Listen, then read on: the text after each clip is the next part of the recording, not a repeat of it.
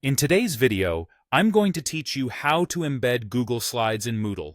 We'll walk through taking a slide deck you've already built in Google Slides and displaying it directly inside your Moodle course so learners can view it without downloading anything.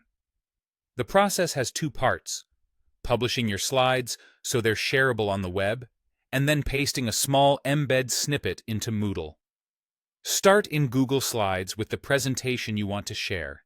Open the File menu and choose Publish to the Web. In the window that appears, switch to the Embed tab. This tells Google that you want a snippet of code you can place inside a website or learning platform. If you'd like, adjust the size here to match how much space you want the slides to occupy on the page. You can always refine size later, so don't worry about getting it perfect. Click Publish, Confirm, and Google will generate an iframe embed code. Copy that entire code. It's the piece your Moodle page will use to display the slides. Now head over to your Moodle course. Turn on editing so you can make changes. Decide where you want the slideshow to appear. A page resource is a good choice if you want a clean page dedicated to the presentation.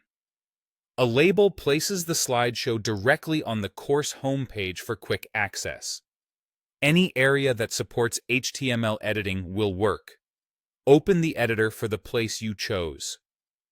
In the Formatting toolbar, find the Tools menu and select the Source Code button, often shown as angle brackets. This opens the HTML view. Paste the iframe code you copied from Google Slides right into that window.